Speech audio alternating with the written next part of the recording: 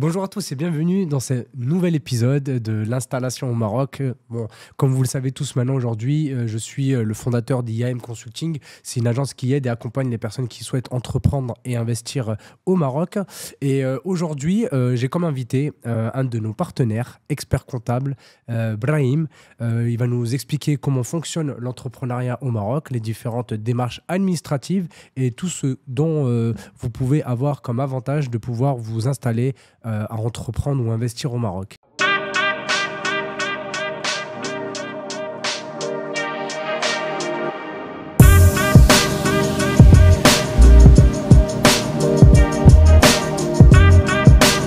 Salam alaikum Brahim, j'aimerais bien que tu te présentes pour ceux qui ne te connaissent pas.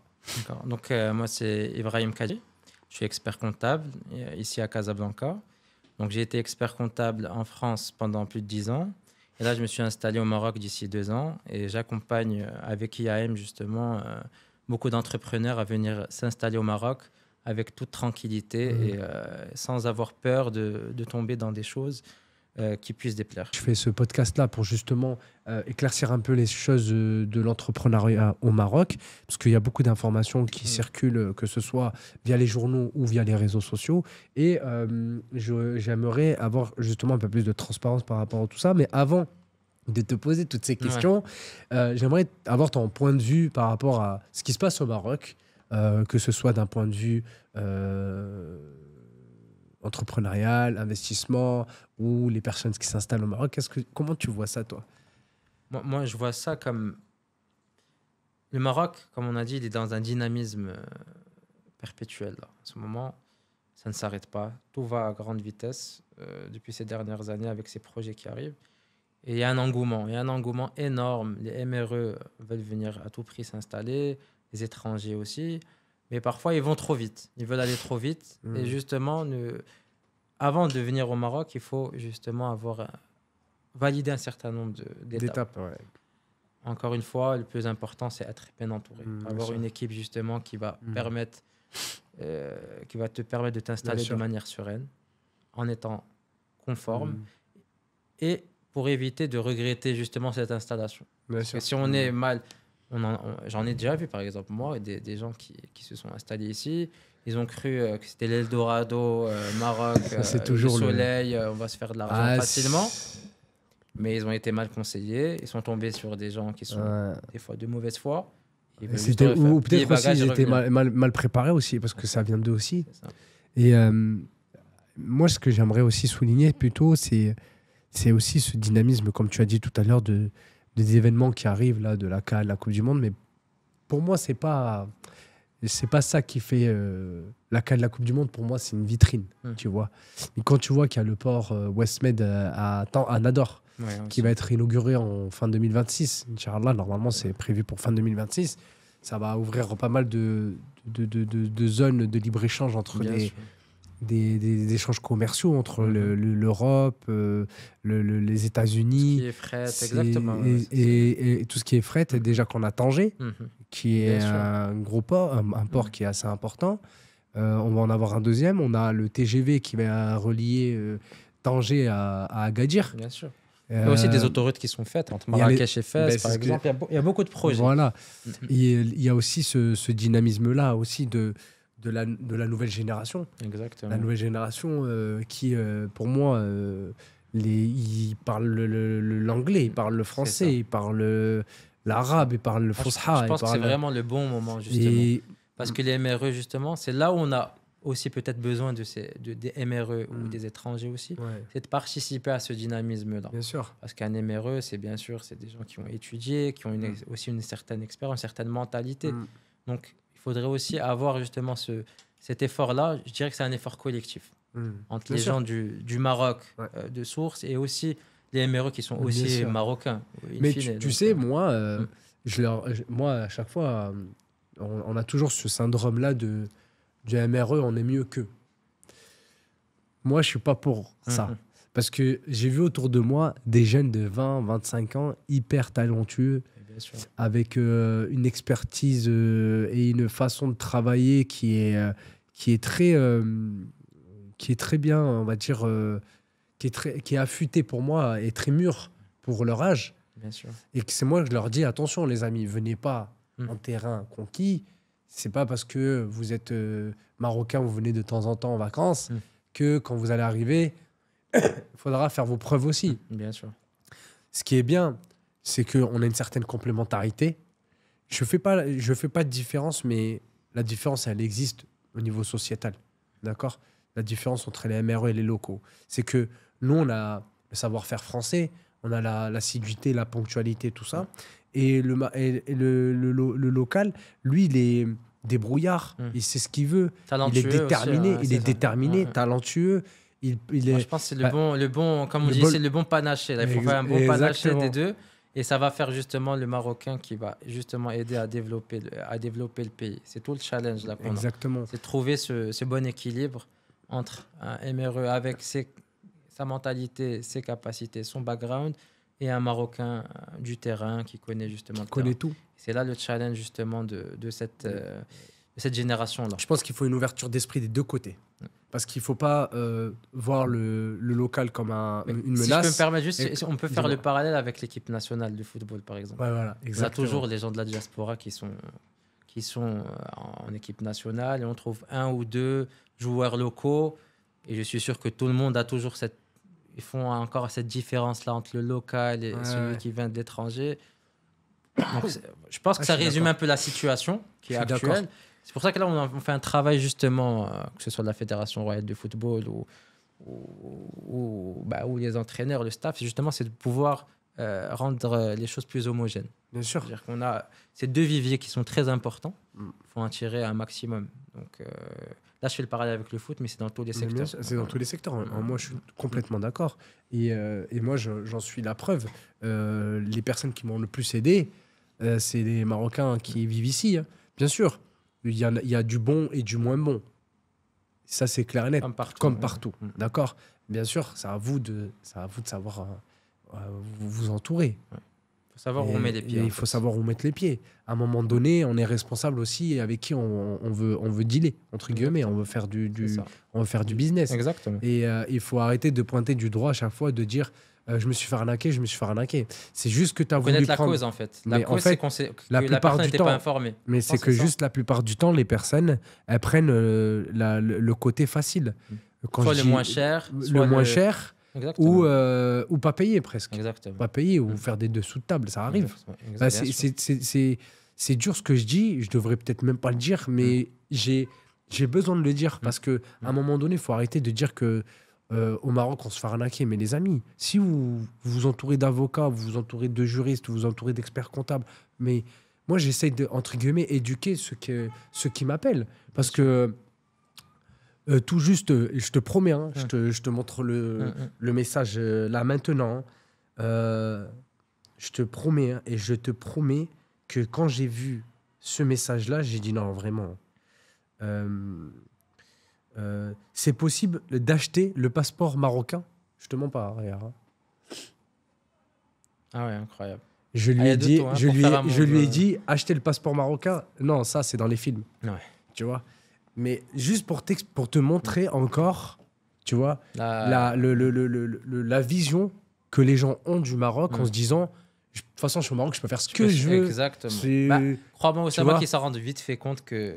Quand ils arrivent. Mais une fois qu'ils ont fait la démarche de venir, qu'ils se sont installés. Qui ont perdu de l'argent, qui ont... Ah ouais, mais en fait... ça se passe pas comme ça. J'ai sous-estimé le Maroc. Bien sûr. Mais il y a une chose qui me marque et qui pour moi montre que le Maroc est vraiment dans une dynamique hyper forte. C'est que c'est le premier pays africain qui va co-organiser la Coupe du Monde avec des pays européens. Exactement. Ça montre toute l'évolution qu'il y a eu. Tu te rends compte ? C'est incroyable. Franchement, c'est incroyable. Depuis la Coupe du Monde 2022, depuis la fin du Covid, on est...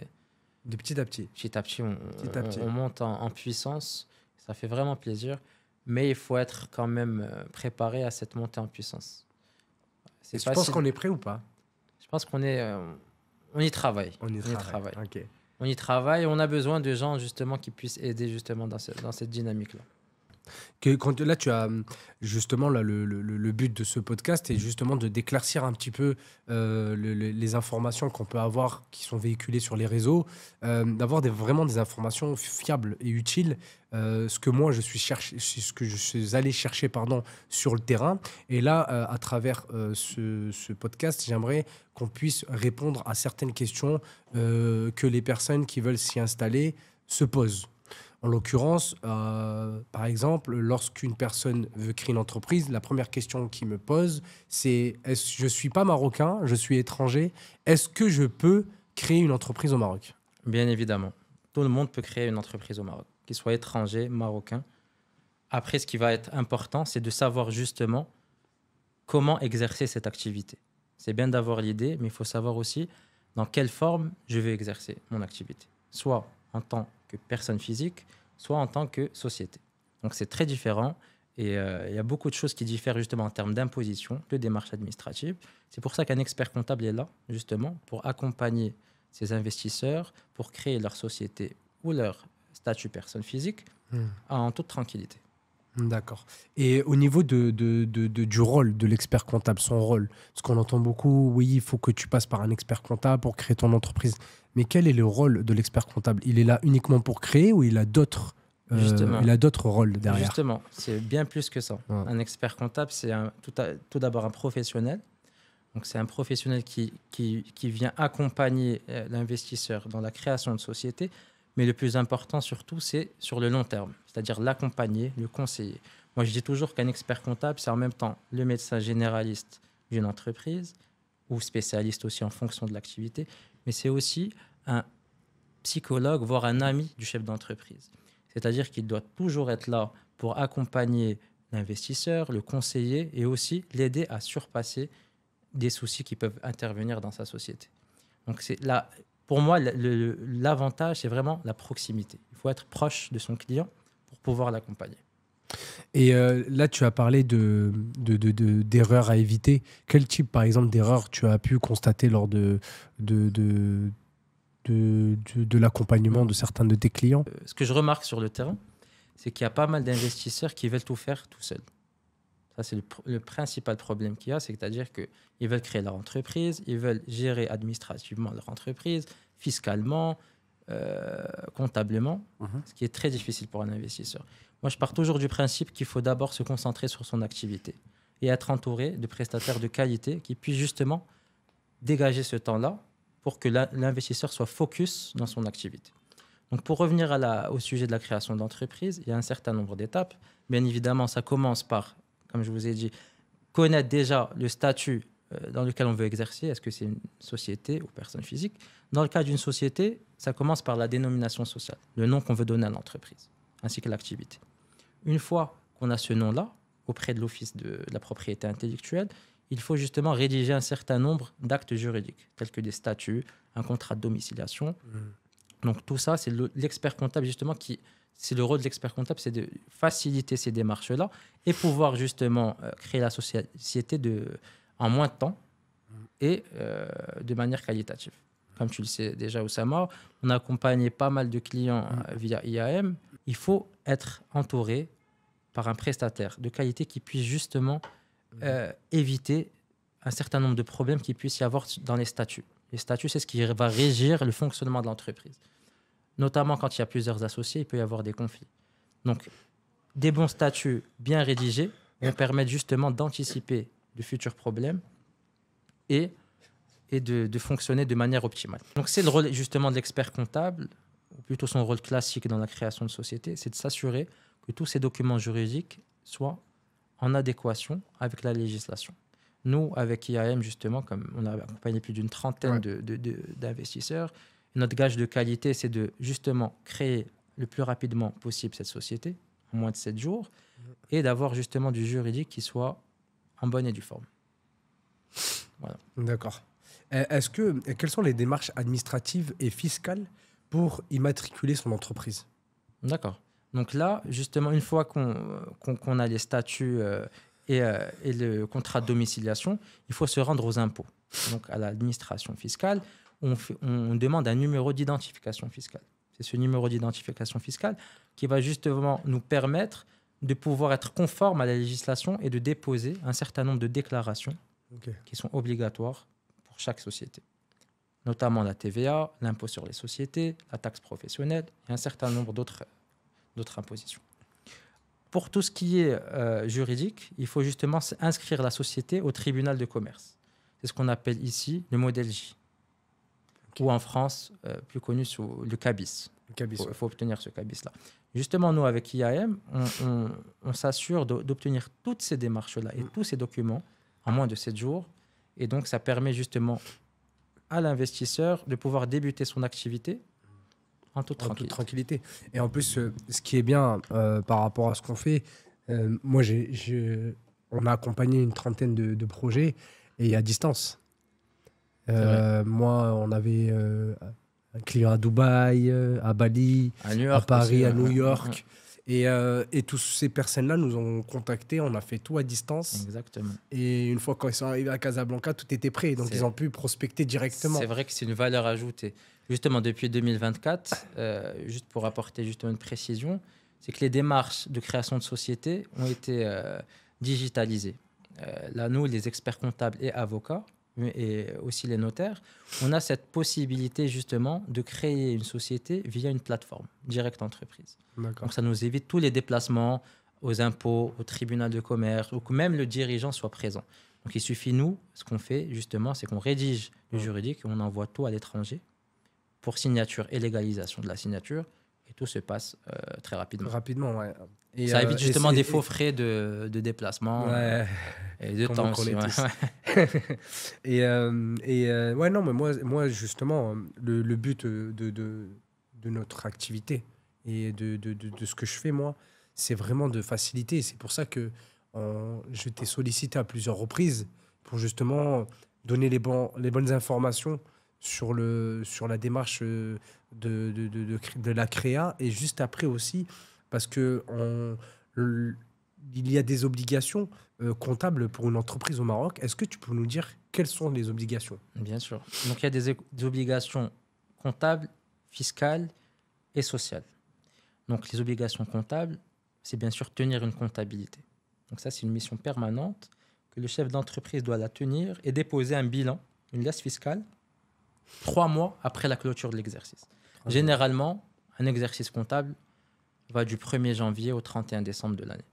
Donc 3 mois plus tard, le chef d'entreprise, la société doit justement soumettre une liasse fiscale, c'est-à-dire le bilan comptable ainsi que certaines annexes qui sont obligatoires pour justement payer un impôt, ce qu'on appelle l'impôt sur les sociétés.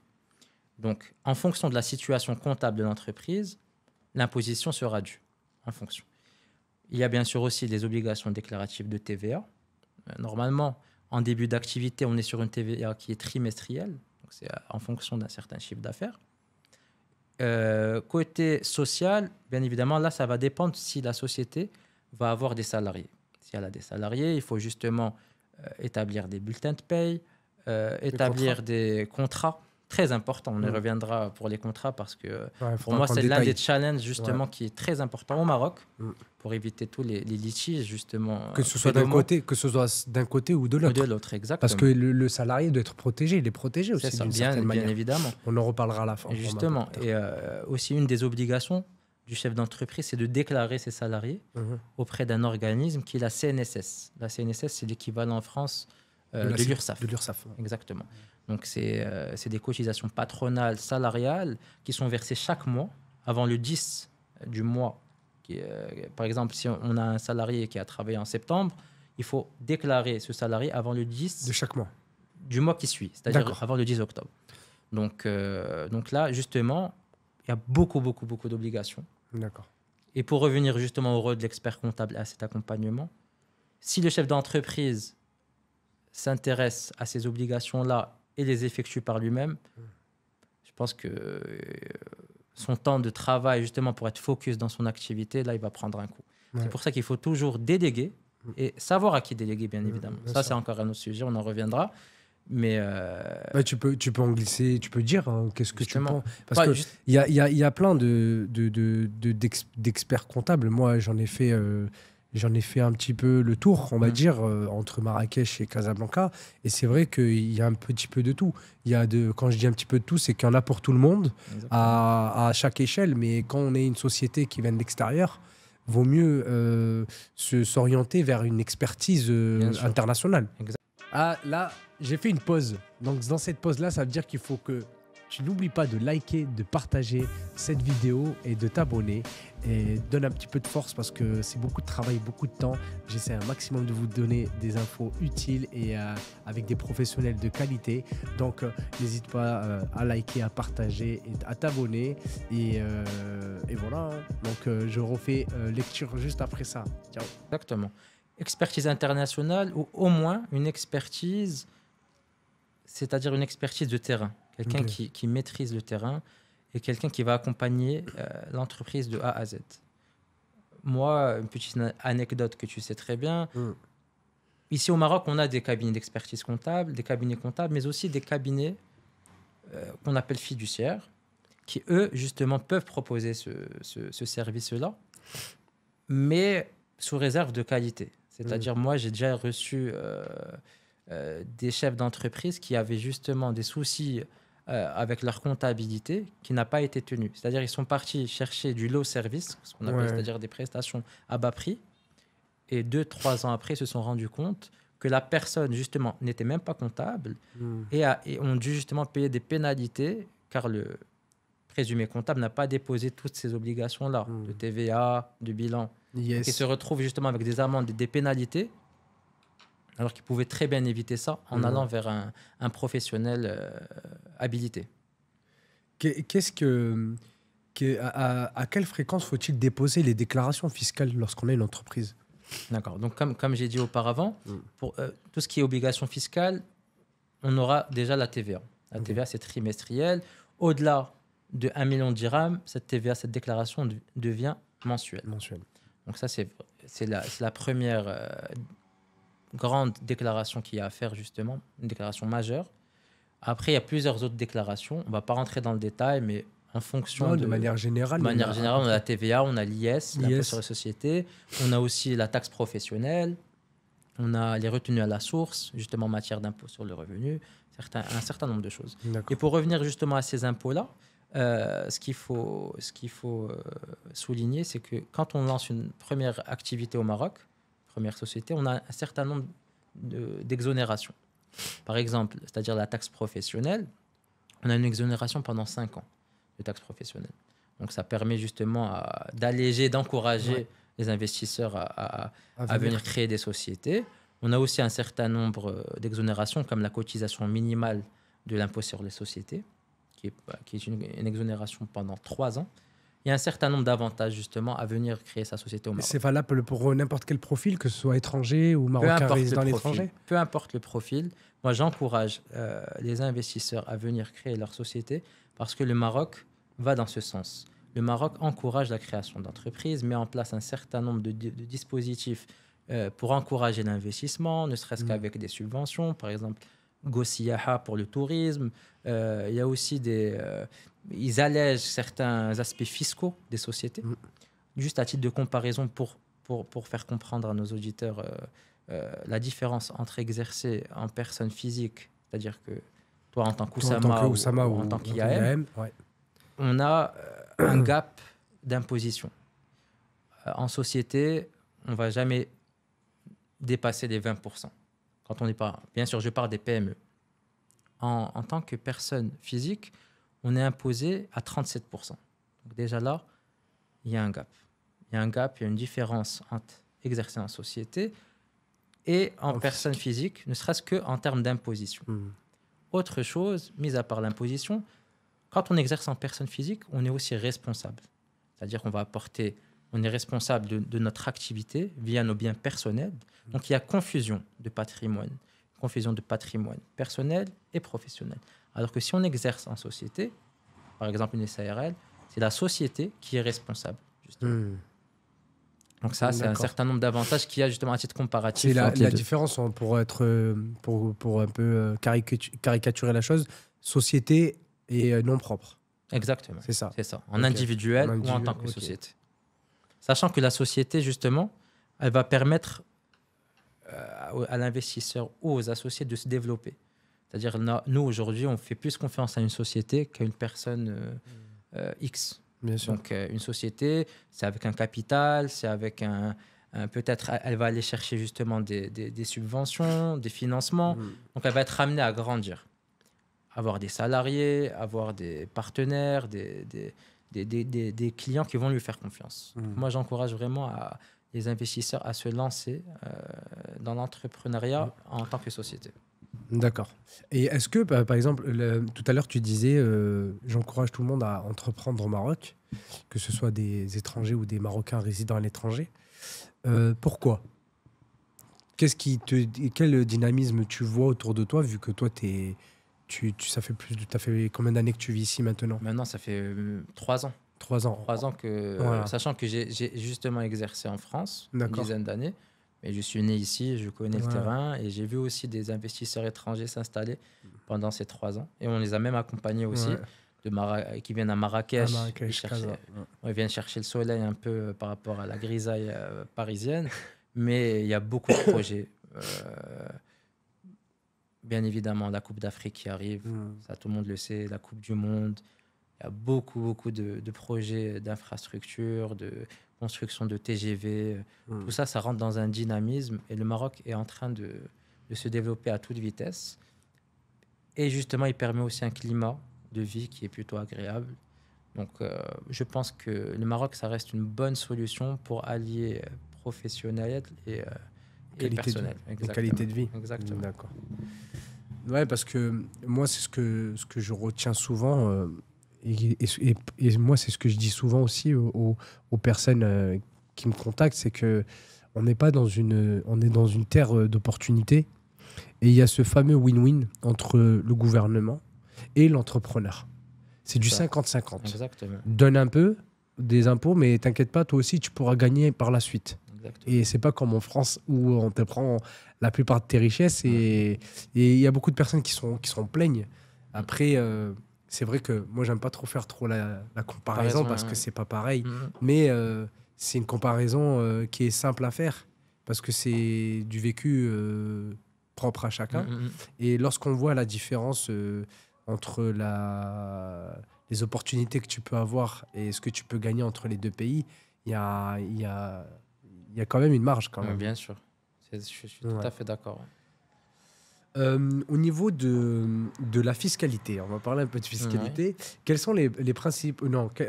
Comment un expert comptable peut-il aider à optimiser la fiscalité tout en restant conforme à la loi ? Justement, comme ce qu'on disait, quand on ouvre une société, déjà, sans le savoir, on a optimisé l'activité au niveau fiscal. C'est-à-dire on est passé d'une imposition à peut-être 37% à 17,5% ou 20%. D'accord. Donc déjà là, c'est un premier pas vers, je dirais même, c'est un état d'esprit. Quand on se met en société, c'est qu'on veut se développer. Donc si on veut se développer, ça veut dire qu'on va être amené justement à optimiser certaines choses. Okay. Par exemple, nous, en tant qu'experts comptables, on est toujours à l'affût d'optimisation, de réduction de coûts. C'est-à-dire que moi, un client, il ne suffit pas que je le vois, par exemple, en janvier et à la fin d'année, je lui fasse son bilan. Justement, moi, ce qu'on met en place, c'est un reporting. Un reporting, c'est quoi ? C'est chaque mois, chaque trimestre, on met en lumière, justement, l'activité de la société. On sort les variations de chiffre d'affaires, les variations de marge, savoir là où les coûts sont plus importants.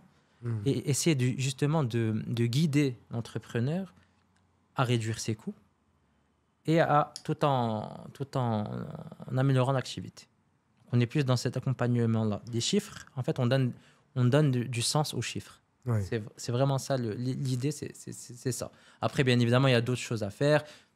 Plus la société va prendre de l'ampleur, plus il y a des schémas, des structures financières à mettre en place, peut-être des holdings, des choses comme ça. Mais avant d'arriver à ça, à la holding, il faut déjà construire, il faut cravacher. Il ne faut pas laisser tomber parce que la société, au début, c'est toujours difficile.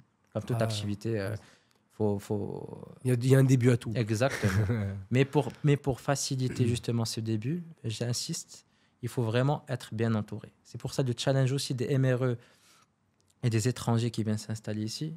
Moi, à mon sens, ils doivent tout d'abord, bien évidemment, ils ont une activité, une idée, mais ils doivent déjà fixer une équipe qui seront autour. Un bon avocat, un bon architecte, un bon expert comptable. Un agent immobilier. Exactement. Par exemple. Exactement. Ouais. Donc, agent immobilier digne de ce nom. C'est ça. Parce que je pense que tu as l'expérience. Non, moi j'ai tout eu. Moi j'ai eu du SS jusqu'au Moulhanout. Voilà. Exactement. Donc, vraiment, pour moi, il faut avoir une équipe avant même de venir mettre les CPI ici. Ouais. C'est pour ça que justement IAM. Ouais, c'est exactement ça. Tu m'envoies une passe D. Et non, mais c'est exactement tout ce que tu as énuméré là aujourd'hui. Par rapport à ça, l'idée de créer IAM au consulting, elle est pas venue comme ça d'un claquement de doigts. Je me suis pas dit un jour, je me suis levé, bon, je vais créer ça. C'est que j'ai trouvé que se faire accompagner de manière optimale. Bien sûr, il y a 3 branches chez nous. Il y a la partie entrepreneuriat, investissement et aussi immobilier. Et le but, en fait, c'est qu'à chaque fois qu'on prenne le dossier et justement, quand il y a par exemple une demande de création d'entreprise, c'est pas uniquement créer l'entreprise, c'est aussi faire comprendre à l'entrepreneur où il met les pieds. Exactement. Tu vois, je sais pas si tu te souviens du client de Dubaï, quand il nous a demandé je veux avoir tant de salariés. Je veux créer un management.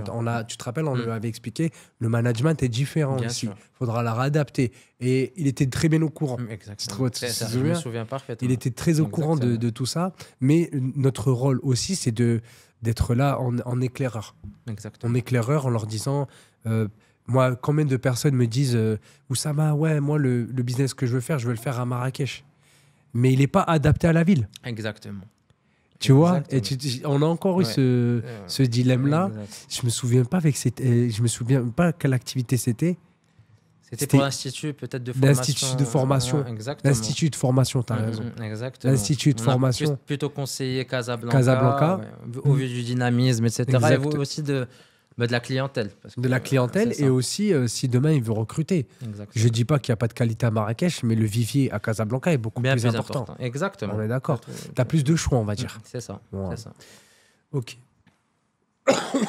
Aujourd'hui, on a des aides de l'État qui sont accessibles, mais on ne sait pas comment. Certaines personnes me disent « Oui, Oussama, j'aimerais avoir des aides de l'État pour créer mon entreprise. » Quelles sont les caractéristiques qu'il faut avoir pour en bénéficier? Bien sûr. Donc, tout dépend de l'activité, bien évidemment. Pour avoir ce genre d'aide, il faut justement construire un dossier.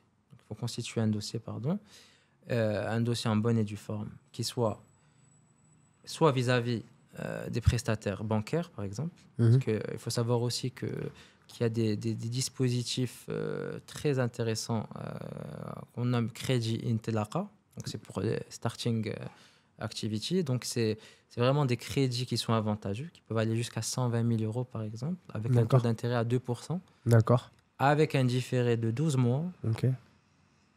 Avec justement un BFR, c'est-à-dire un besoin de fonds de roulement qu'on vous met à disposition pour commencer l'activité. Mais bien évidemment, ça a l'air simple, comme ça, mais ça demande justement la constitution d'un dossier en bonne et due forme et de répondre à un certain nombre de critères, bien évidemment, d'activité, etc. Et donc là, justement, le rôle du prestataire, expert comptable ou comptable, justement, est de constituer ce dossier et permettre l'obtention de ce genre de financement. Il y a d'autres aussi dispositifs, comme j'en ai parlé tout à l'heure, quand on a par exemple une activité touristique. Donc on peut aller chercher justement des subventions comme Go Siyaha, qui va justement permettre d'obtenir un certain nombre d'aides qui va permettre de lancer l'activité. Bien sûr, il y a des critères. C'est-à-dire qu'il faut recruter un certain nombre de salariés, il faut exercer justement une activité touristique. Donc tout cela, c'est le même principe. Il faut uniquement touristique, uniquement tourisme. Voilà, lié au tourisme. Il n'y a pas d'autres activités comme l'énergie renouvelable ou quelque chose comme ça, il n'y a pas? Pour l'instant, il n'y a pas vraiment de dispositif clair. Mais pour revenir au dynamisme du Maroc, quand on voit ce genre de dispositifs qui naissent de plus en plus, Intelaqag ou Siyaha, aussi tout ce qui est dispositif salarial. Il faut noter aussi qu'il y a des aides aussi de l'État sous forme d'un organisme qui s'appelle l'ANAPEC, qui permet justement... C'est le pôle emploi un petit peu du Maroc. Ça permet de mettre d'aider justement le chef d'entreprise à recruter des jeunes. C'est le programme Tahfiz, justement. Tahfiz, ça veut dire promouvoir, justement. Donc, on va promouvoir justement l'activité et le salarié en permettant au chef d'entreprise d'avoir des exonérations de cotisations sociales. Par exemple, pendant 24 mois, on ne paye pas de cotisations sociales, le salarié ne paye pas d'impôt sur le revenu. Donc, c'est très intéressant. Bien évidemment, il y a encore des critères à respecter, c'est-à-dire que le salaire, par exemple, ne doit pas dépasser 10 000 dirhams. D'accord. Il faut que la personne vienne de l'ANAPEC. Exactement, elle doit être inscrite. Elle doit être inscrite à l'ANAPEC. Donc, c'est un dispositif aussi, c'est un protocole qui est construit justement pour pouvoir avoir justement ce dispositif-là. Mais justement, il est intéressant ce dispositif parce que ça encourage à l'emploi, ça encourage à créer de l'emploi. Exactement. Et ça encourage aussi l'entrepreneur à recruter les personnes qui sont inscrites à l'ANAPEC. Donc c'est un échange de bons procédés et on voit qu'il y a un dynamisme aussi au niveau de l'emploi. Et il y a aussi cette sécurité qu'on veut donner aux employés. Est-ce que tu peux nous dire quelles sont les obligations d'un chef d'entreprise auprès de ses salariés? D'accord. Donc, comme en France, on a l'URSSAF, c'est la CNSS, c'est l'organisme. Donc, on a obligatoirement des cotisations à payer auprès de la CNSS et aussi ce qu'on appelle l'AMO. L'AMO, c'est l'assurance maladie obligatoire. Ça, c'est une cotisation qui est obligatoire pour tout salarié en cas de pépin de santé, justement. Donc, là, c'est le forfait de base. C'est-à-dire une entreprise qui veut justement recruter doit payer ses cotisations auprès de la CNSS et l'assurance maladie obligatoire. Après, bien évidemment, en fonction des choix de l'entrepreneur ou du chef d'entreprise, il peut mettre en place, comme en France, par exemple un système de retraite complémentaire. Oui. Ici au Maroc, l'organisme qui s'en occupe, c'est la CIMR. La CIMR. Qui s'occupe de ça. Il peut mettre aussi en place des mutuelles, des prévoyances santé. En plus, pour encourager justement la CNSS, l'AMO, c'est le minimum entre guillemets de sécurité sociale. Voilà. Pour. C'est le starting pack de tout salarié. Okay. On est obligé justement de cotiser à cet organisme-là. D'accord. Malheureusement, on sait qu'au Maroc, il y a plusieurs entreprises qui n'inscrivent pas tous les salariés dans cet organisme. Alors que c'est une obligation. C'est une obligation, mais en parallèle, on voit aussi des vérifications de cet organisme-là. C'est-à-dire qu'un jour ou l'autre, un chef d'entreprise qui ne déclare pas ses salariés, il pense avoir économisé, mais au bout de 2-3 ans, quand il y a un contrôle, c'est comme un contrôle fiscal, mais c'est un contrôle de la partie salariale. Entre guillemets. Voilà. Dès qu'on va se rendre compte qu'il n'a pas justement qu'il n'a pas respecté ses obligations, établir des bulletins de paye, avoir des contrats de travail, tenir un registre unique des salariés, cotiser, ben là, tout ce qu'il a cru économiser, ben il paye 3 à 4 fois plus. Hein. Oui, parce qu'en fait, moi, j'ai l'impression que... En fait, c'est un faux calcul. Ouais, c'est ça.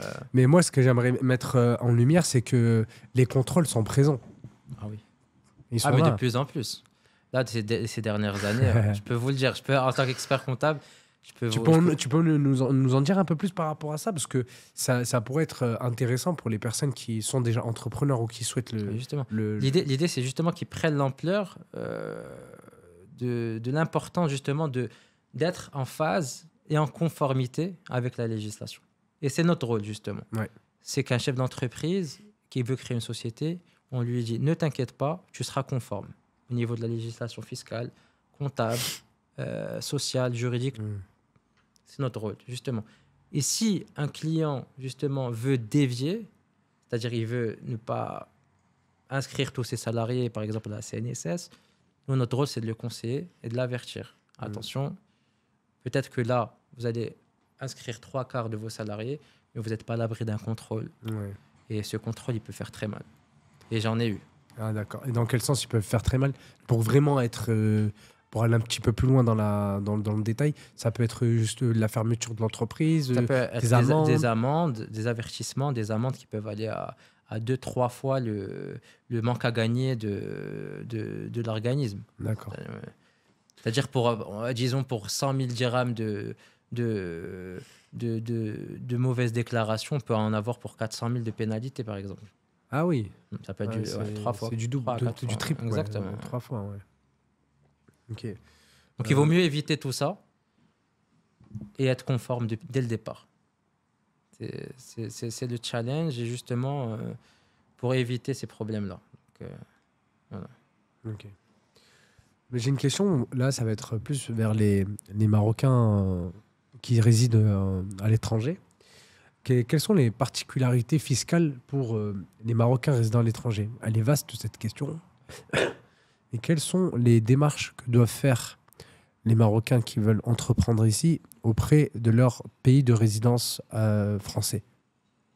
Justement, ils doivent déclarer au système français qu'ils ont justement muté. C'est-à-dire qu'ils ne sont plus en France, que la résidence fiscale est dorénavant au Maroc. Donc il faut savoir que normalement, une résidence fiscale, on est à peu près 6 mois. C'est-à-dire que 6 mois, si on est 6 mois dans un autre pays, on est fiscalement assujetti à la fiscalité du pays dans lequel on a passé plus de 6 mois. Donc il faut faire cette démarche-là, aviser le service des impôts en France ou à l'étranger de cette mutation-là. Dernière question, après on va terminer ce super podcast. Est-ce que tu aurais un conseil à donner à toutes les personnes qui veulent entreprendre ou investir au Maroc? Il faut toujours s'informer avant d'agir. Il faut s'informer sur la législation, s'informer sur les prestataires au Maroc, s'informer sur l'activité qu'on a envie de mener au Maroc. Est-ce qu'elle est viable? Il faut benchmarker. Et tout ça, ça demande du temps avant d'agir. Donc, il faut se donner ce temps-là et ne pas hésiter à solliciter des professionnels, justement, qui puissent donner cette information et limiter les risques. Donc, pour moi, c'est la base. S'informer et être accompagné encore une fois. Ah, merci. Là, tu l'as dit souvent, accompagné. Mais c'est la clé. C'est la clé. En vrai, c'est la clé. En tout cas, merci beaucoup, Brahim. Pas de secret. Merci beaucoup pour ton temps. Merci pour toutes ces informations utiles. J'espère que ça va vous plaire. N'hésitez pas à mettre des commentaires. On vous y répondra, Brahim et moi, avec plaisir. N'hésitez pas si vous avez des questions. Si vous souhaitez nous contacter pour créer votre entreprise, n'hésitez pas à nous contacter sur contact@installationmaroc.com ou sinon sur Instagram où vous verrez tout en description toutes les informations pour nous contacter, à Brahim et moi. Et donc, comment on fonctionne, c'est très bien. C'est un petit audit au début pour comprendre un petit peu la démarche. Beaucoup d'échanges aussi. Voilà, la démarche dans laquelle vous allez faire. Avant de vous lancer, on va vous dire ce qu'il faut faire. Et petit à petit, on construit. Parce qu'on construit, c'est une construction. Il faut Ensemble, on vous explique. On ne fait pas uniquement une créa, on vous conseille aussi. D'ailleurs, avant de faire les créations, on fait 2 ou 3 calls à chaque fois. Exactement. Pour voir l'évolution, voir les choses. Donc, on est vraiment dans cette dynamique-là, justement, pour revenir à notre sujet. Donc n'hésitez pas, on est là pour vous. On est là avec plaisir. N'oubliez pas de liker ce podcast. Abonnez-vous à la page parce qu'il y a d'autres podcasts qui arrivent sur d'autres thématiques. Partagez un maximum à des personnes de votre entourage qui souhaitent entreprendre ou s'installer au Maroc. Donnez un petit peu de force parce que c'est beaucoup de travail, c'est du temps. Et n'hésitez pas à nous contacter si vous avez besoin. C'était Oussama et Brahim d'IAM Consulting. Je vous dis à bientôt pour le prochain épisode. Salam.